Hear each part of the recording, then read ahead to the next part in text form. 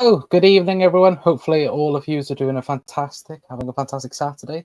Why wouldn't you be? Liverpool drew against Manchester City. We stopped their 23-match winning streak at the Etihad this season. It could have been a lot better, could have been a lot worse, but still, Liverpool have got a point away at the Etihad, and we are here to discuss about it. Of course, myself, Kev, and Jack as well. We're all here to discuss about it. Of course, I think ups and downs in the game in particular. Of course, we'll get our views on it, get your views in the comment section down below. And yeah, hopefully all of you are doing well. Kev, how are we? Hopefully you're having a good Good lad. Saturday. Happy out. I mean, could have been worse. Could have gone to the Etihad like we did the last couple of times and not have the best results. So, that's an improvement straight away there. Could have taken it in the end too, I think. Yeah, absolutely. Jack, how are we? How are you feeling after that game? Shush the monks. There we go. Yeah, great point.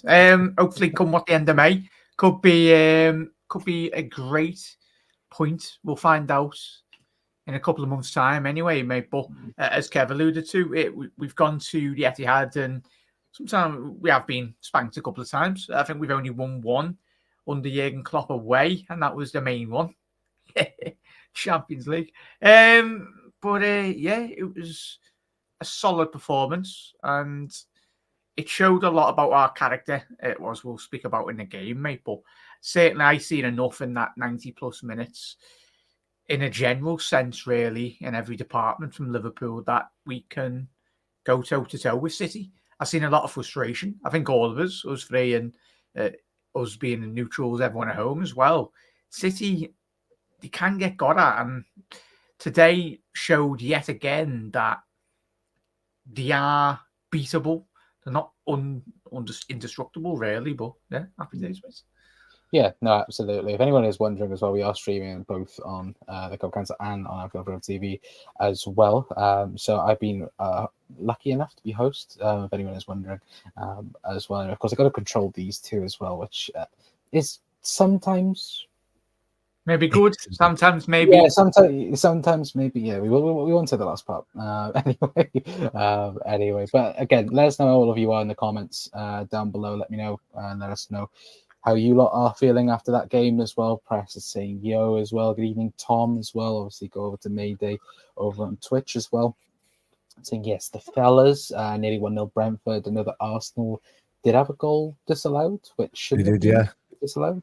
I think. No, it was a sellout. It wasn't a goal. Yeah. It feels like a win for us. Neither at their best. Would have been disappointed if we had lost. To be honest, the man of the match is Trent for me. Dealt with well with Doku. Win at the Etihad needs to wait. It's a great point from Chris as well. Yeah, 100% agree. I think the biggest conversation coming into the game was Doku against Trent. Obviously, I think there was a question mark of who would start on the left-hand side for Manchester City. Of course, either Grealish or Doku, sorry. But of course, Jack Grealish, I think, was out with illness, and Jeremy Doku stood up. Again, very good performance, I would say, if I was a Man City fan from Doku. But I think if Trent tonight is emptying his pockets, Jeremy Doku is in there as well. But Kev, I think obviously the big one is obviously the goal from Trent, but defensively, I think Trent today answered a lot of questions in terms of, again, how could he deal with Jeremy Doku? And as Chris has said there, dealt with him perfectly well. I can't remember a chance that Doku created from Trent's right-hand side, apart from obviously their goal, but I don't think that was personally on Trent. But what did you make of Trent's performance and his dealing with Jeremy Doku today? Yeah, he did well. He tried to show him back onto his right foot as much as possible. So he always had that like 2 or 3 steps ahead of him. A couple of times Doku got to the byline, all right, but he didn't get, Trent didn't allow him the best angle to get it in there. It always had to be like directly at the post nearly. Hallen tried to squeeze in there one time. It looked like it was a danger moment, but he was never getting that goal into the net. Ali was, Trent had a great game. Ali made some great saves, even though he looked like he was knackered and carrying that injury throughout the whole game. So, it's and he still came up with those saves. So, Trent passing, fantastic. Crossfield balls, fantastic. Interceptions, fantastic. He even switched sides over to the left-hand side because Costas was under a bit of trouble from Foden and co on that side for a while. So when the ball wasn't going to, because I found City were a bit of a one-trick pony today. With regards, they were able to pass through for the first 30 minutes. City were trying to do their possession based, and they got the goal at the end of it. But they were trying to do the possession based, and a lot of the time, Ederson was very, very lucky with the passes that he was passing into the feet of Bernardo and Alvarez. A couple of times, if the lads were slightly closer, they would have intercepted at least 4 or 5 of those easily. But at that point, they were just trying to get the ball off the Doku all the time, Manchester City, and Foden wasn't seeing enough of the ball from me on one side when he was. He was trying to get into the game or do something special. He was trying to strike all the time rather than look for somebody. I think Haaland was kept very, very quiet. Bart from a header that went past the post near the end in the besides his goal, obviously. But that header went across the post in stoppage time. But then Diaz nearly had a similar chance, but just didn't connect as much. Trent outstanding all around the park, midfield, passing, pressing, helping out. McAllister and Endo when he came on in the middle of that park, and just, he seemed to read the game a lot more today. But in saying that, City weren't at their best either. I think both teams were poor, and I think it's such a stupid time to put a game on after an international break for both Liverpool and Manchester City to get the best out of both teams. All the teams have literally travelled.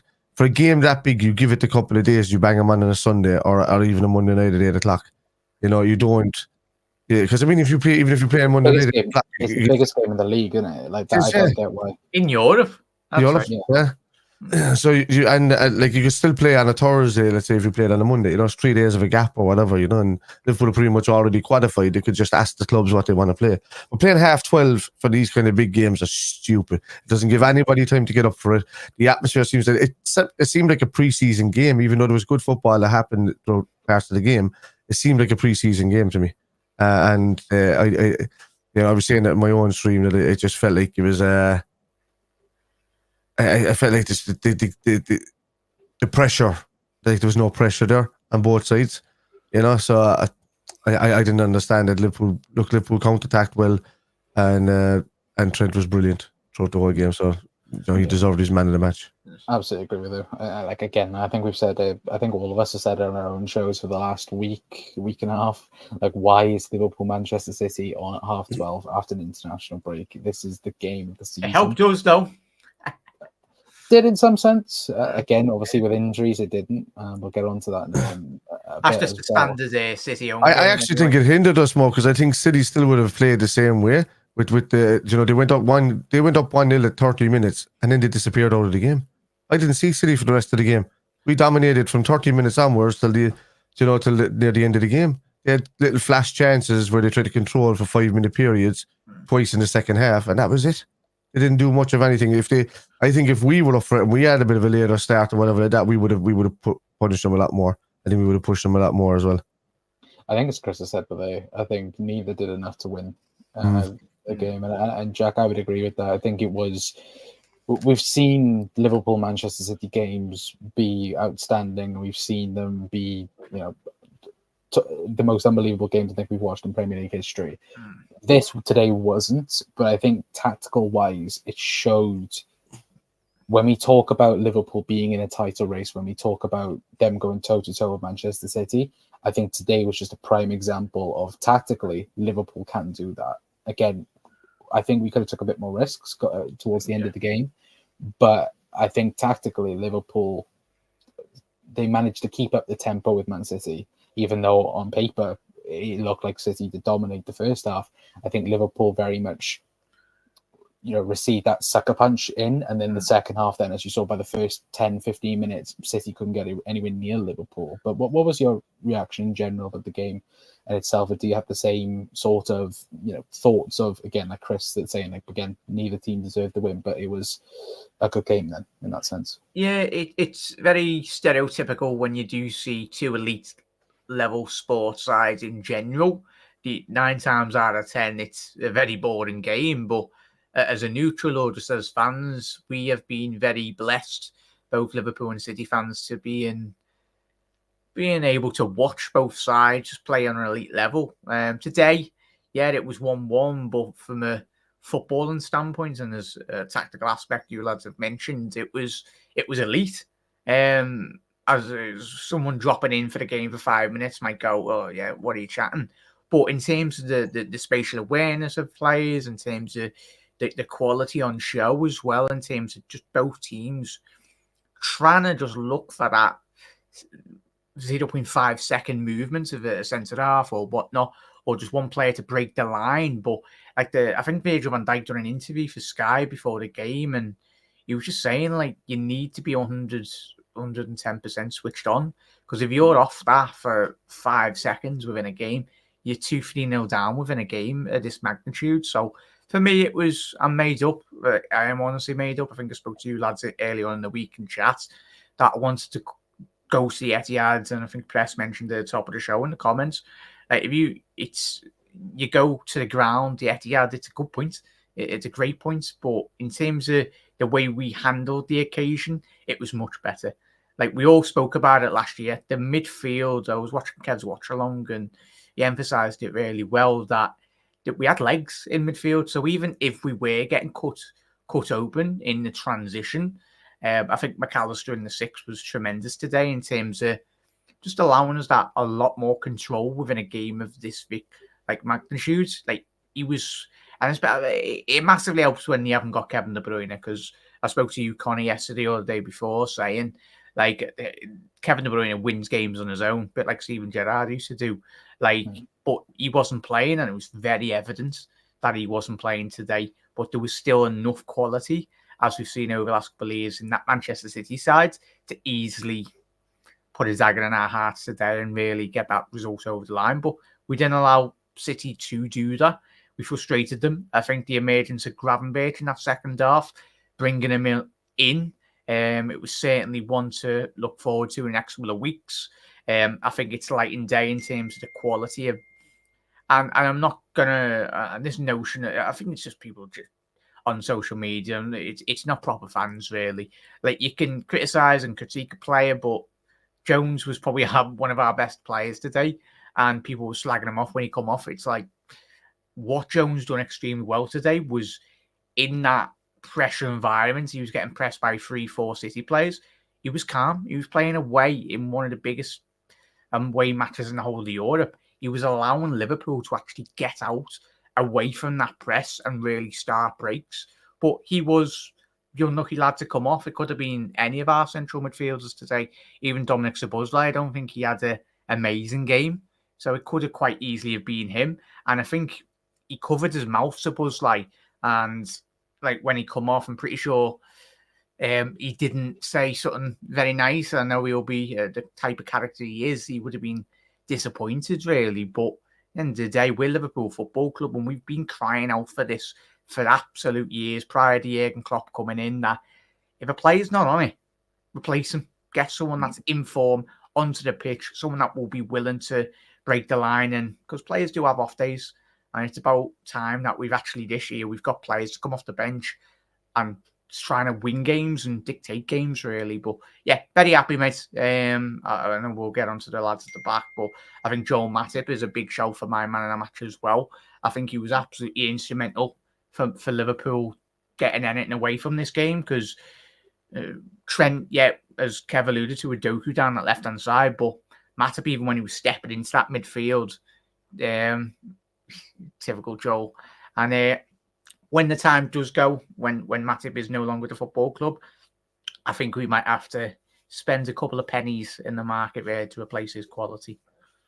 Yeah, absolutely. And I think a free transfer after all these years is still mental in that sense as well. But as Evan said, I can't see any other title challenger get something at City could point for us as well. And yeah, no, I do think it is a massive point for Liverpool. I think if we can, whenever we play City at Anfield, again, if we can win that game, again, that's 4 points taken off City, which in normal, well, in any other season that we've been fighting City for the title, we haven't been able to do that in that sense. So it's a massive positive. I think there are some negatives to take away from it. I think obviously number one is injuries. Again, Diogo Jota going down injured, Alisson looking like he pulled his hamstring towards the end. I think Jurgen Klopp confirmed that both are having a scan tomorrow, or Monday, I think it is.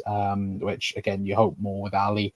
That it isn't too bad in that sense with Diogo. Again, obviously we've got Luis Diaz, they got options up top, but again, I think everyone will say again, 12:30.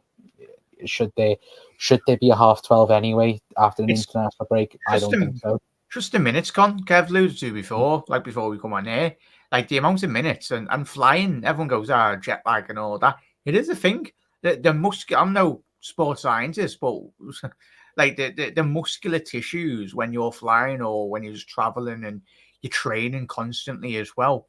The players, and we've seen that statistically. If you have go and check out the BBC Sports Twitter this week, they've done an amazing thread, really, breaking down the amount of injuries. Fortunately enough for Liverpool, yes, we've had injuries, but when you do look to the injuries of the United and other teams in the league, it's absolutely madness. But every football fan knew this was going to happen. What was it, 12 months on from the World Cup? And yet again, the schedule, and everyone goes, oh, yeah, guns moaning. No, he's a footballer man. He sees these plays. He's got all the data in front of him to back up what he's saying. These players, not just Liverpool players, but footballers in general, yes, they get paid a lot of money. They're not robots. They need time to relax and mentally switch off and physically switch off as well, because these injuries, and I think you've got a lot of ACL injuries this year. There will be a lot more in the next 12, 24 months, and probably a lot more career-ending injuries. You'll be seeing players retired at the age of, 26, 27 years old, Kev? You were a youth player, weren't you, mate? But how would you add on to that, really? How would I add on to that? Well, I ended early because of that. I did my tendon in, and they didn't realise they didn't have the equipment back then or the technology to check the ligaments at the same time, because you'd have different types of swelling. Now they can do scans and ultrasounds and stuff like that they couldn't do then. And then you could see, that I came back a bit too early, or the reason why the tendon didn't heal properly and that kind of. So yeah, look, there's a lot of stress that comes with the job and stuff, and I suppose that's why you have squads to do it. But yeah, I don't know. There's one thing I will have to slightly disagree with you about Curtis today. I know what he was trying to do on the pitch, and I could see that you could see what he was trying to do on the pitch. I just thought he gave away the ball way too much today. I thought, he passed it about. I think he gave away about 5 passes that led to counter attacks. One of them being that led to the goal eventually. But other than that, you could see that he tries to hold it up. I just thought we saw the bad side of what Curtis used to be like, but we can all have an off day. I think Curtis Jones is after stepping up 20 levels in the last season or so, and I think he will come good. I just think he had an off day today, and it was there was a lot of pressure put on him that he generally tends to deal with. But he as much as he holds up the ball, he was slowing down the game too much. I thought that entire left-hand side just did nothing much for us today at all. I thought every time the ball went there, it was going back to Virg. I think Virgil van Dijk saw more pass backs today than he has over about a period of about 5 or 6 games together. I just thought it was so negative with all the passing back from that left-hand side, whereas the right-hand side tried to drive on, they tried to do 1-2s, they tried to pull in. A few times, Núñez was making his run under, Salah was laying it off to him, Szoboszlai was trying to deal. Szoboszlai didn't have the greatest game either today, but I just thought he was playing, this kind of game I don't think suits his style of play, where there's a lot of tracking back and working back, and, you're doing a lot of work off the ball rather than on it. And I think it suits him better when he's dictating what's going on in the midfield. Ali definitely down to jet lag and down to travelling 100%. That's muscle fatigue right there that's happening. Connor, you said earlier that before we came on that it could be 2 to 8 weeks or something like that, was it, or something? Yeah. Let's hope it's a 2-game thing, and he's just it's just a bit of muscle fatigue, and there's not really anything done to the hamstring. That'd be great. Boys. Yeah, I know. Yeah. But by the way, Arsenal were 1-0 up. Yeah, they won 1-0. Yeah, it's a big win for them. Yeah, yeah, big win. Yeah. Top of the league, aren't they? Yeah, by the looks of it, chat are saying they got absolutely battered. So it's one of them. Hopefully we did, get yeah. a couple of points like that. Brentford, I was watching it inside there before he came on, and Brentford were a much better side. The thing is, though, like, especially when you do look at the next couple of fixtures. Like, I know City's got a really tough period. They've had us. I think they've got Spurs next week. And I think they got Villa. Then straight after that, I think Arsenal will have a few tough games. I think we come across Arsenal in that period as well. So I think after December, you'll finally then see maybe a gap in the Premier League. At the minute, again, there's only 3 points separating, or 2 points, I should say, separating first from third right now, and it's very much the sense of then you'll see the gap. And if City, again, the Spurs are always a bogey team for City, home and away, so that could be another opportunity for Liverpool. Just gutted that they've had all those injuries, Con, because they would have absolutely terrorised City left, right, and centre. They are. I think I'm just seeing a bit of mentality from City as well today, Con. I don't know how you felt about that. Like the fact that Pep was whinging about the fans, really, but that's not the first time he said that about City. But I suppose that's what happens when, as a spoiled rich kid, you get numb to the notion of your parents spending cash on you, really, and it just becomes the norm. They expect winning upon winning and winning titles as well. But I tell you that now, we had 5 consecutive league titles on a run, Anfield would be off its bloody head every single weekend. I think if Conga Lane's going around the pitch, nobody will be able to stop him. I think that one of the things that with Pep though today, I think every single time Liverpool looked like they were going to go forward, he looked terrified. Like, he didn't look comfortable once today. Like, I think straight after half time, he looked like he was about to cry half the time, and it's like. You can understand why, because again, he fears Liverpool. Like, even Liverpool at their worst last season, again, I think Pep massively worries about Liverpool. Does anybody know what he said to Darwin? Hopefully Darwin told him to F off. I know we're not past the watershed. Because he went over to shake his hand or something like that. But you know the way Pep is very aggressive in his handshakes and overly sarcastic that way. I don't think Darwin can handle. I think Darwin in his caveman-like state is just like, what you say, man? Do you know? So the full how could I call it? What was your man's name for Chelsea and Atletico Madrid? Not Oscar. Costa. Yeah. I think the Costa, South American Costa, came out in him that kind of way, like, you know. I love him. The one thing that done my head in, lads, and chat, was when thank God he's not at the football club. That Brazilian fraud that was on loan last year, and he was shaking his hands. And fair enough, and like, if I was Costas, should have really walloped him anyway. But pretty sure Nunes, he was on the bench, and pretty sure Pep was moaning. But I love it, mate. I love it, lads. I absolutely love it. As long as he's not doing something stupid, Nunes continue doing it. Afterwards, then walking around touching the bed. Yeah, I'm here for you. He absolutely loves it. And I bet on the team bus, he was absolutely going mad. He probably just turned on and said to you, like, something like, "Oh, lucky bat," you know, like that kind of way. And I think he might have said that. And then Nunes, what you mean? I feel like, though, it was something before that, though. I think maybe when Darwin came off, I think there's something there that we didn't see. Because I don't even think they shook hands. I think I think Darwin just went straight for him, and it's like, I love that. But that's a winning mentality. No, exactly. Like, it is. We've been too nice to them lot across down the motorway anyway. Like, just go away, City, will yous? Like, fair enough. Man United have got a history. Like, but us and Man United are proper football clubs, mate. Like, just everything about their club. Go away. To be fair, though, I did find it funny when the best part about the first half was the banner that flew over. Oh, you didn't even check it? Yeah. I had all my but the mate's going, "Did you hear the banner?" I was like, "Nah, they didn't even show it, lad." You could hear it playing. You could hear it playing for like 5 minutes, couldn't you? Yeah. And just nobody. Sky Sports went, "Nah, chief, we're not gonna."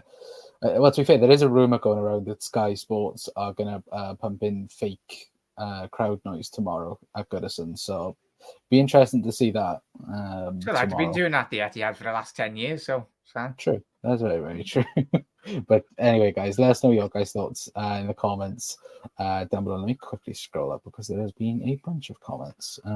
Pick up chat. If you have not done so, chat, make sure you do drop a like on wherever you're watching on Connor's channel or whoever's. Drop a like, massively helps out everyone. Come on. Yeah, 100%. Yeah. But I'm by not the way- streaming this, but you can like me too if you want.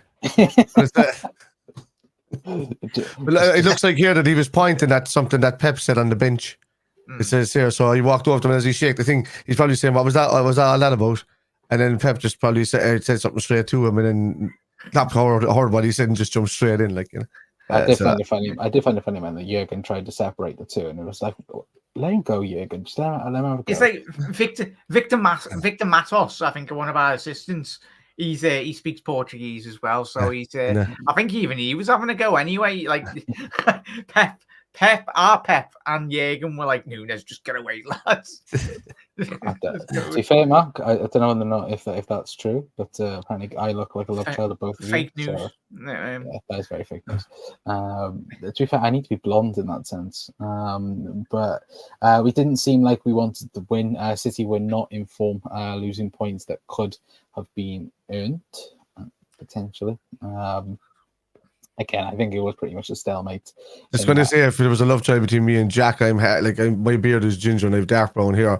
Jack is blonde. That child is definitely coming out albino. You know what I mean? It's nowhere near what looks like you, like. Nowhere near. No, don't worry. He's going to be a villain in some Bond movie or something. No, I'll be the adopted child, don't worry. I call my child, we'll call the child Pep Fraudiola or something. Nah. Artemis Pep. Get a ball cap and just start slapping it dead. No, what's the TikTok thing when you throw like I think a cheese at somebody's head? Just do that for Pep instead. It just shows we still. Did you do that to people? I thought you just did it to cats. You've seen something about cats. Do the people. They do to people as well. Well, of course, we're not saying abuse anyone, so again, everybody gets cheese out. So me and you throw cheese at Kev when he's come down after a couple of days. Yeah, I've too. My head has always been like an M shape since like I was 12. It's never gone back or forward. You know, I know it's long and all of that, but it's been an M shape here at the front since then. That two diagonal slices of cheese could land perfectly in there, man. On my forehead, you know. So have at you. You should get sponsored by Mackey's, lad. So it sounds. Have at you, because when I catch you and bop you in the face, there'll be cheese all over the middle of your forehead with a bit of. Will George see that? Gravenberch has to start the next game. He's been so good to stay out of the team next game. Yeah, 100% agree. When he came on, as Jack alluded to, I think Curtis Jones had a tough game. I think both Kev and Jack mentioned a good point. I think for me the biggest frustrating with Curtis Jones today was decision making. There was once or twice where Darwin running behind or Mo running behind, and instead he chose the wrong ball. I think when Ryan Gravenberch came on, you could see, I think straight away, I think even leading up to Trent's goal, I think it's Maka to Gravenberch to Mo, and then finished off by Trent. And the build-up play, I think, and probably the best middle three we have is probably Maka, Gravenberch, and Szoboszlai when that's fully firing.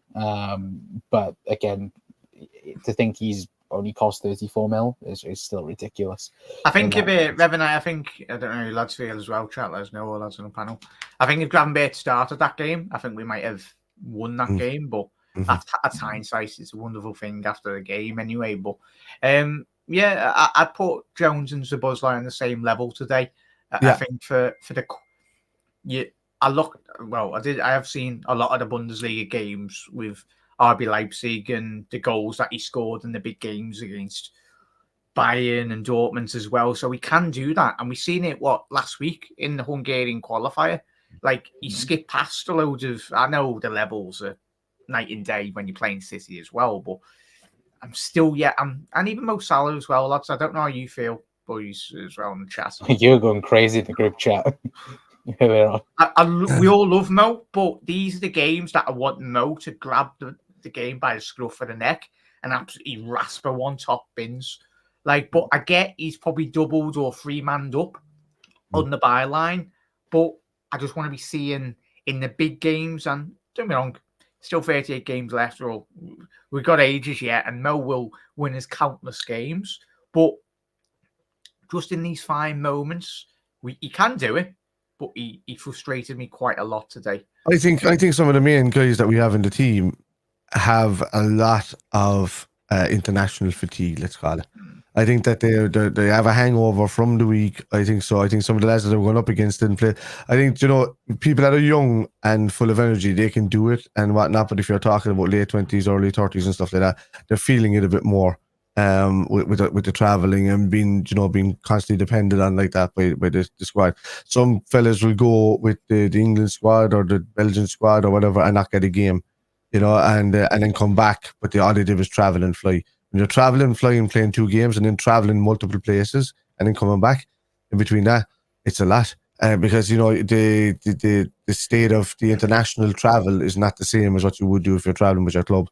You're in a lap of luxury with your club. You're relaxed. You've got masseurs and stuff on the plane with you. You've got all of that. In the club stuff, you're bundled onto a flying bus.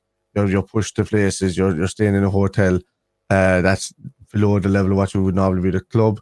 You don't see much sleep. You have people outside the hotels always creating murder, and they place them in places that they can't do in countries that are not used to having footballers around and this kind of, so there's a lot of things that happen. And in this one particularly, it looks like a lot of people, even in the City team and even in the Liverpool team, were feeling it a lot with regards, a bit of fatigue, I think, setting in. Wrong game to put. I'll say it again. Wrong game to put a 12:30 after an international break. They need at least 2 days minimum after coming back from their second training session to be able to put on the show that you want to see. To be fair, though, I don't think they should ever be at 12:30 after an international break. The fact that, the thing is, you could easily make a 8 o'clock game in the Premier League, quite easily. Because again, that would even today, it wasn't TNT Sport or whatever, or BT Sport, whatever it was. That they didn't have the game. Sky Sports did. Yeah, I'd say to that, caveat that as well, boys, and obviously we got a lot of American followers on all of our channels, and the American market now was already big, but in the next 5-10 years, it is going to be the hotbed. It is probably going to be the second most populous. It's already so big, but I think listening to all the interviews that I've seen, all the journalists as well, especially the American journal, football correspondents.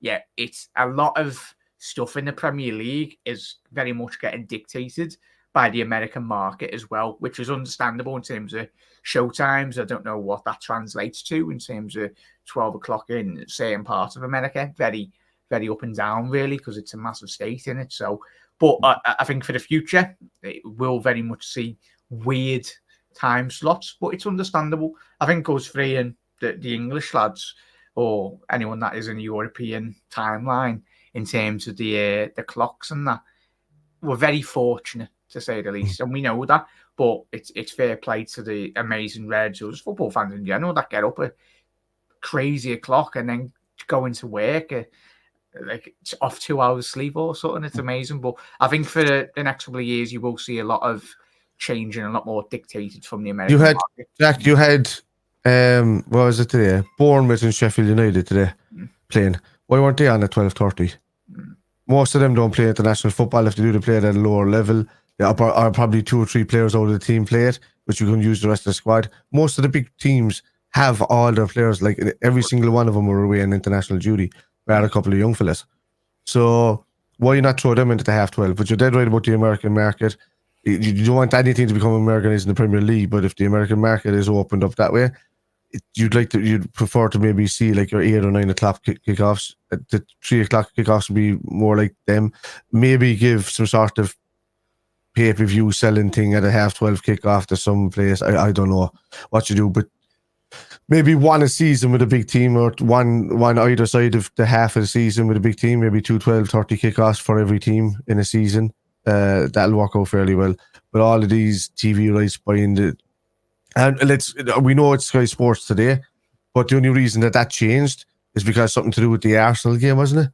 That's the only reason that it's been swapped around. So I think was the reason why. So I mean, if that's the case, move it to the 1 o'clock game on the Sunday.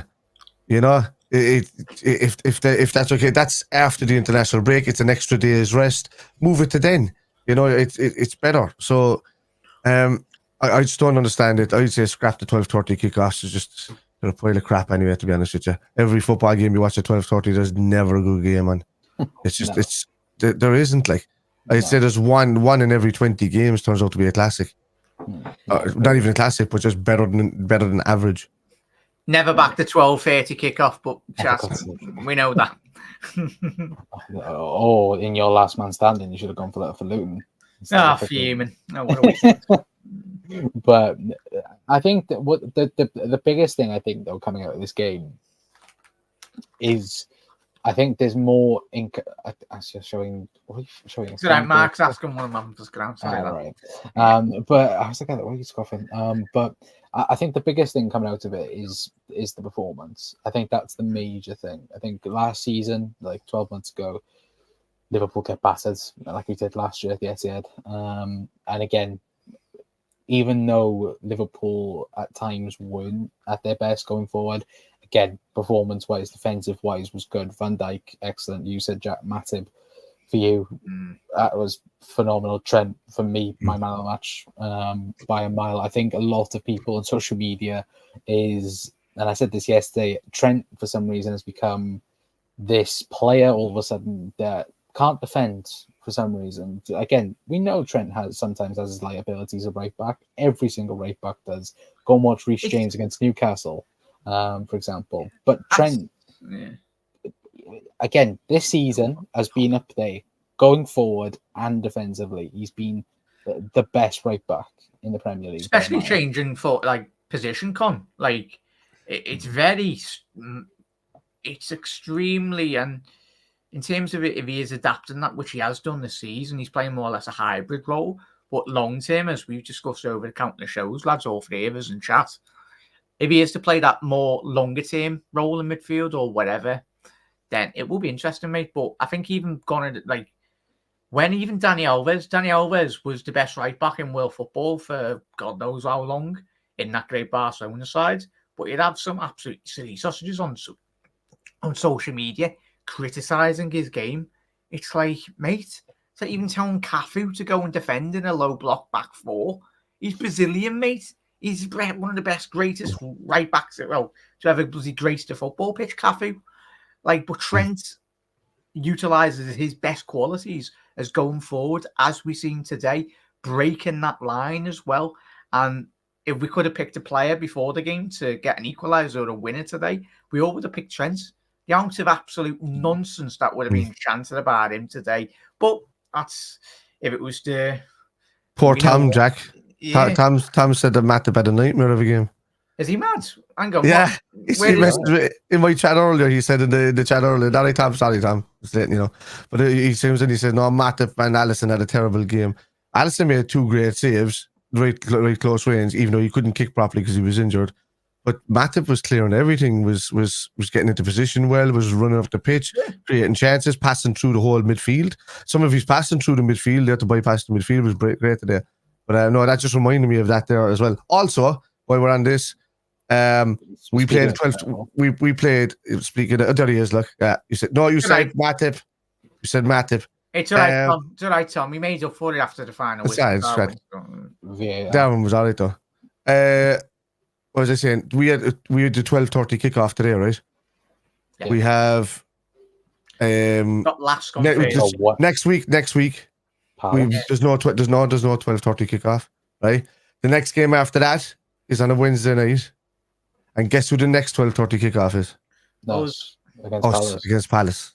Yeah. So that'll tell you straight away. So we're playing today at 12:30 kickoff. We're playing again Thursday for the match. We're playing on Sunday against Fulham, and then it's Wednesday away to Sheffield United while coming back and being the first game. And I think we're one of the last. Yeah, it's 7:30 kickoff on the Wednesday, and then we're straight away the next game that's going to be starting on the Saturday again at 12:30 kickoff away at Crystal Palace, which is not an easy ground to go to. Like we're very beatable, but Palace is a hard ground to go to. Did anyone twig on the Jags sponsoring of Man City today? What's that? Like one of the new sponsors that has come out of absolutely nowhere.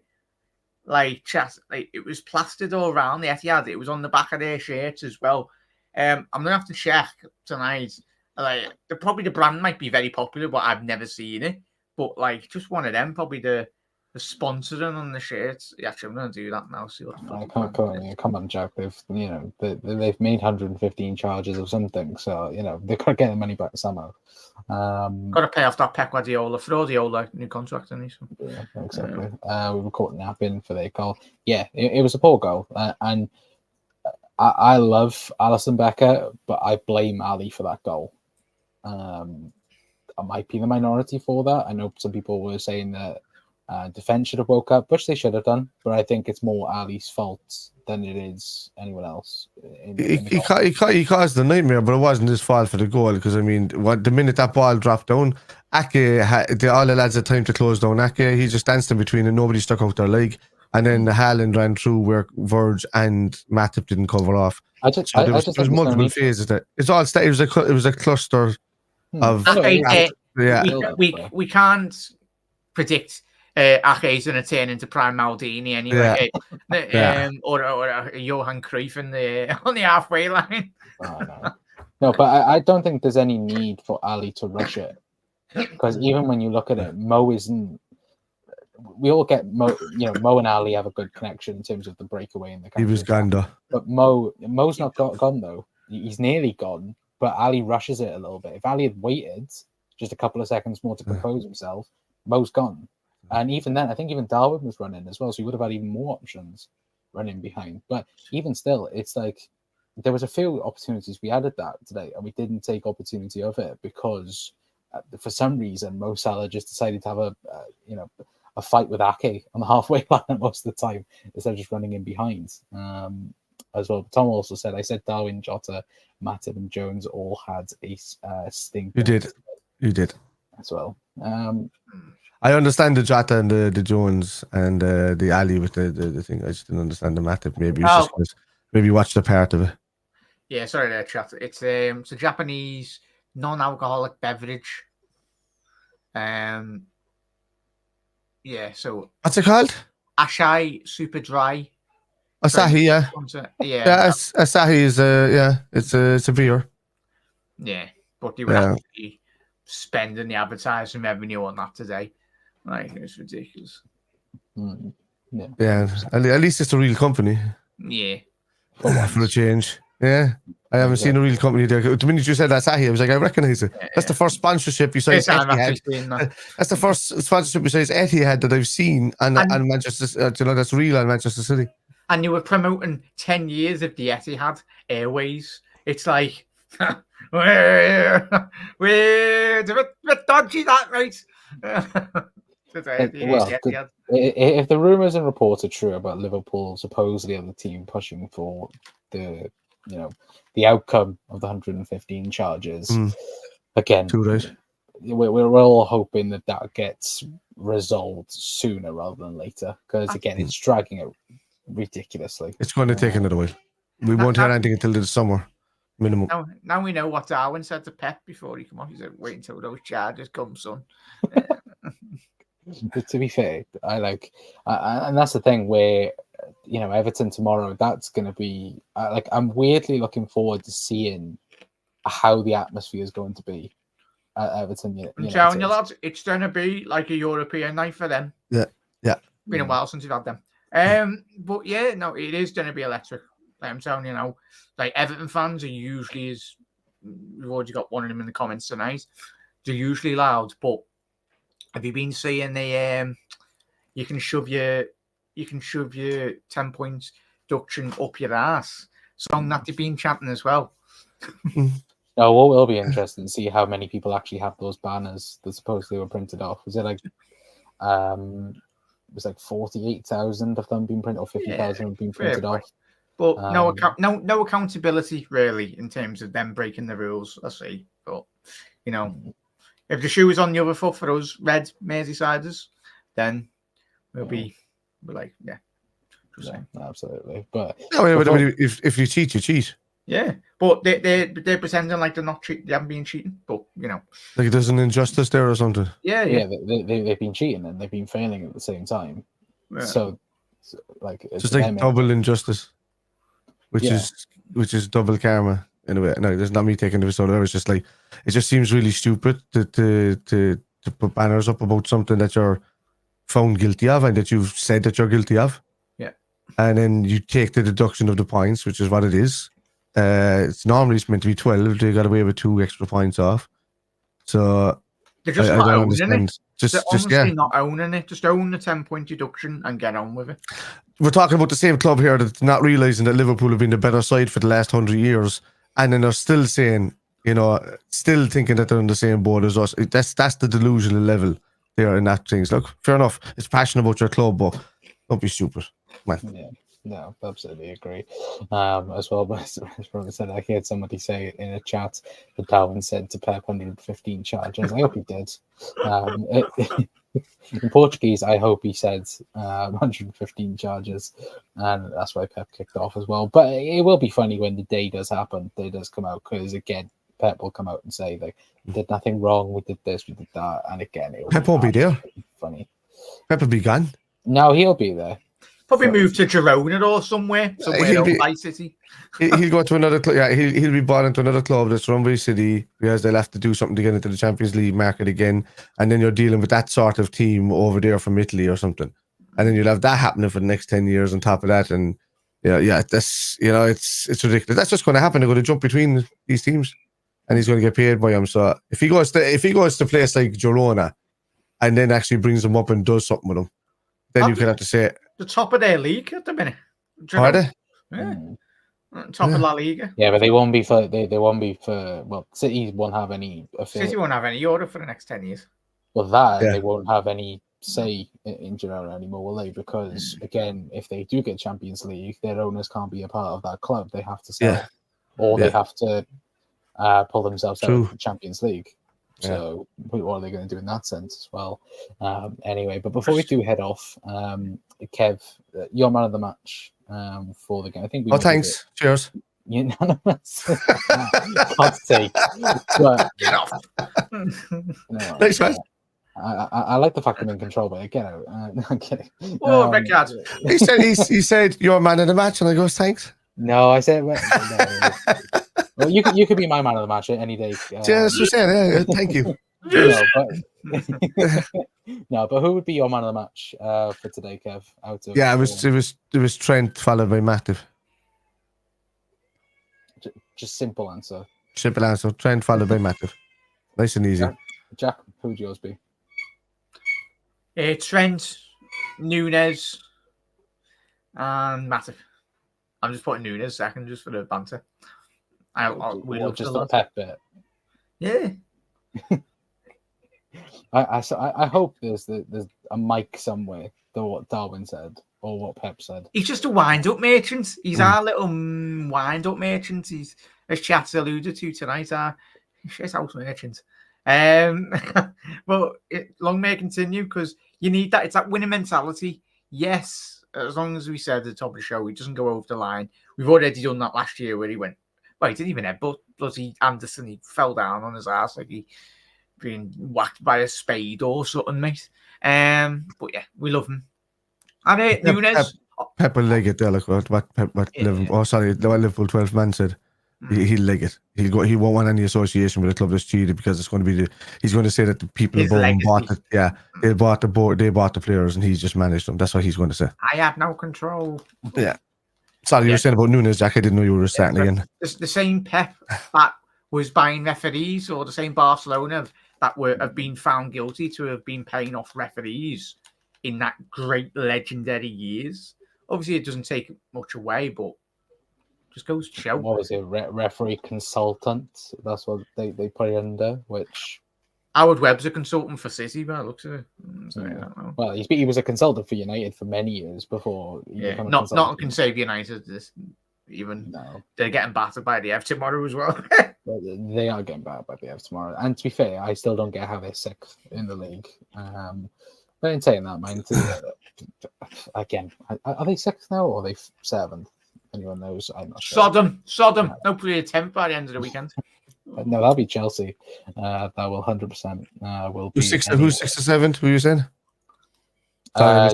United. We're 8. United.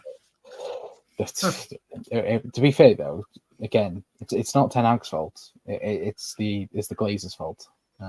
Why they are where they are anyway. But even still, well, I don't know whether or not if you guys got anything else to add. Only that the fixture list you were talking about earlier with the hard fixtures and stuff coming up was when you were saying about City, they still have a bogey team in there in Crystal Palace. As well, because Crystal Palace has been an awful bogey team for City for the last few seasons. I think Crystal Palace have beaten City more than anybody else in the last few seasons. I've gotten draws or whatnot. With us, our bad week is when I'm actually over. That time Jack's staying with you, or well, that for one night, and I'm with the rest of the lads for the rest of the night. But it's we're playing Manchester United on the weekend, and then I'm over for the West Ham game midweek, and then we have Arsenal straight away that weekend. So that's our tough kind of week coming up after that. Then we got Arsenal away, have we? No, both games. All 3 are at home. Oh, sounds brilliant. Yeah. So all 3 are at home. So yeah, we're at home too. Let me just see it here now, just to make sure. Crystal Palace. I have to say away to Palace. Yeah, because we're away at the Palace. Yeah. It's 26. No, before that. Where am I? Here we are. Yeah, so yeah, Liverpool, Arsenal, and Liverpool United. So yeah, we're the 4:30 kickoff on the Sunday against United. Then we're West Ham in the midweek for the cup, and then we're the Saturday we're the 5:30 kickoff against Arsenal. So it's interesting. Big point there, Con. No, I think we can all be happy, very happy. In all honesty, point away at the Etihad. Could have maybe another night could have run away with all 3 points, but. You look at it, it's points dropping against Arsenal, Chelsea, and Liverpool now for City as well. So I think it goes to show again that City aren't what they were last year. Again, I think as you mentioned, Jack, though, De Bruyne is a massive miss. Heavily. If De Bruyne's not fully fit, I don't think they'll win the title this season. If he is fully fit and he gets back to the levels in which we've seen, if it wasn't for him in the Champions League last year, he would have been done. I'll tell you that now. But I love Kevin. Shame he plays for City, but he's one of them. Yeah. No, Liverpool fans. I wasn't quick enough to say thanks there before you finished that sentence. But yeah, to be fair though, like I think the biggest one I think for them though is if they lose Rodri as well. If Rodri goes out of that team, then I wouldn't like to just say Liverpool. You got 50 million Calvin Phillips. Well, a lot of City fans reckon that they are going to be selling Calvin Phillips in January, which I don't get. Who's got 50 million to spend on him in that aspect of things? But again, like the fact they got the fact they got him and they haven't used him at all, that's funny. Like, well, they have that. Look at the absolute dross they bought. They bought like Danilino and. And like the lists are endless. Fernando back in the day as well. I don't know if he played for them, but I'm pretty sure he. Do you remember Wilfred Boney? I think he's played for United or Arsenal, and then he signed for City. I think he made 2 appearances, and that was it. As you said, Kev, Ferran Torres as well, good player, but just one of them. Cancelo, but he was a handy player, but he fell a fall out with Pep, really, didn't he? Yeah. Well, realistically, it was the game last year at Anfield when it was the end of Cancelo at City, because I think they had a massive argument after that game, and it never really went back from that. But when you look at Cancelo, like the amount of top clubs he's played for, I think he's played Inter, Juve, Barca, Bayern, City. Like he's been everywhere, and he's still only, I think, 26. Yeah, 27, 28. He's a good player, but sod them, and hopefully he knocks City out in the Champions League. Fingers crossed. Anyway, but we are going to leave it there for tonight, guys. Anyway, big thank you to everyone for tuning in as well. If you're watching on my channel and Jack's channel as well, massively appreciate it as well. Go and like, subscribe, all that good stuff as well. Head over to Kev's channel as well. mods put a link in the chat down below as Kev is creepily smirking at the camera. to be fair, Kev, I'm going to give it to you for the outro. There we go. Gyda'n gyda'n gyda'n gyf. Agus, Chineville. Yeah, whatever he says. Yeah, whatever he said. Yeah. Okay. Well, we'll see you later, chat. Good one. But yeah, no, we'll be back in the week, of course. Obviously, big week coming up as well, and loads of games coming thick and fast now. No international break until March now. So again, up the Reds anyway, and good to take points off City. But until next time, guys, we'll see you all then. Ta-ra. In a bit, Pep lad, you ball fraud.